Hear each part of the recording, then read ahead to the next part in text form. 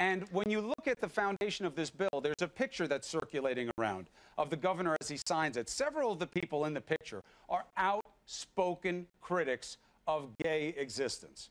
Now, that's not a coincidence. It's not a coincidence. It's not a coincidence why you're against this. Let me ask you, why do so many Christians these days believe that the exercise of their faith requires exclusion and judgment of others? Why so much time spent on this?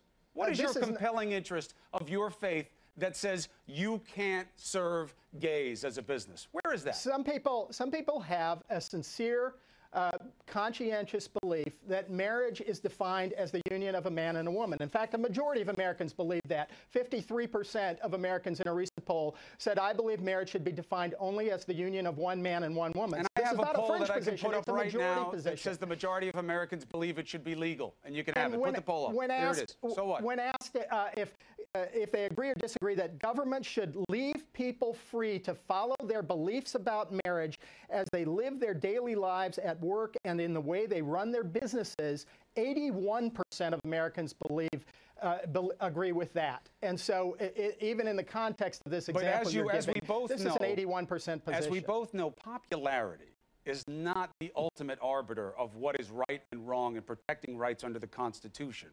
And the question then goes to, well, why do you need this? What is it about somebody being gay or someone wanting to marry someone of the same sex? What is there in that that is keeping you from being the Christian you want to be? Well, this is not about that broad issue. Even in the Of course it is. Even in the examples you give, these individuals in the wedding industry who have had these cases arise are people who are happy to serve gay customers. They have a long-standing record of serving gay customers. The only thing they object to is using their expressive abilities to communicate a message that they disagree with by saying that marriage can be the union of two men or two women. But that isn't stopping them from exercising their faith. They're still able to go to church. It's forcing them to do something that violates their faith. That doesn't violate their faith. How does it violate their faith? I'm a Christian. It forces them to do something that they believe is wrong. It forces them to say that two men or two women can be married when they believe in their deep, sincere belief. But that's not my exercise of my faith. That's a personal belief. If I said, Mr. Sprigg, you have to go marry a man right now, you can say, no, no, no, wait, that's a violation of my faith. Maybe that you would be able to clear this hurdle of burden. But how is wanting to judge others somehow stopping you from practicing your faith? I don't get it. Americans believe that you should have freedom to believe what you believe and to act on those beliefs. And they believe that in the context of these small businesses in the wedding industry, too. The burden placed upon these same-sex couples is they go to another vendor and they get the service they asked for. Nobody's ever had a problem why getting don't the photographers just not go into business?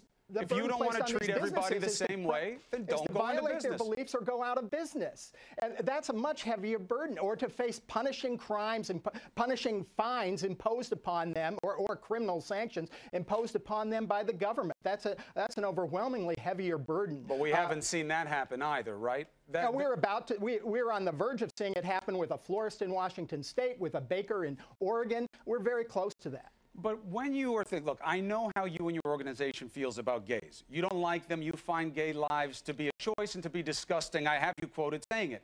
I get that. You're free to believe that. I have never said. You mischaracterized my statement. No. The video titled, It Gets Better. You say life will get better. It's disgusting, and it's part of a concentrated effort to persuade kids. I have never used the word disgusting in an interview discussing this issue. You're quoted as it. Done that. You're quoted at it. It's disgusting, and it's part of a concerted effort to persuade kids that homosexuality is okay and actually to recruit them into that lifestyle. Look, that's okay. It's not you. It's your organization that I'm talking about, and you're speaking for your organization. And I'm not here to indict you for it. I'm trying to say your feeling about it is clear. I get it. America protects it.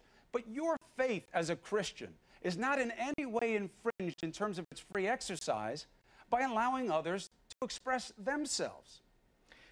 When in these narrow cases, again, involving the wedding industry, these small businesses in the wedding industry. But they're the only ones that matter. You want to worry about the insidious, implicit infringements of what matters most to America, which is everybody getting the chance to be who they want to be. Everybody has the chance to be who they want to be, except for apparently Christians in the wedding industry. They're not allowed to be who they want to be. How? Are they not allowed to go to church? They still believe what they believe. They can still do what Jesus wanted them to do, which is love other people. Businesses, like 81% of Americans think they should be. But but the overwhelming majority of Americans believe that gay marriage is okay, and I say it's all irrelevant. Jesus' message to you guys was love. Love until it hurts and then keep loving. That's not what this is. This is exclusion, not inclusion. I don't understand how it's consistent with your faith.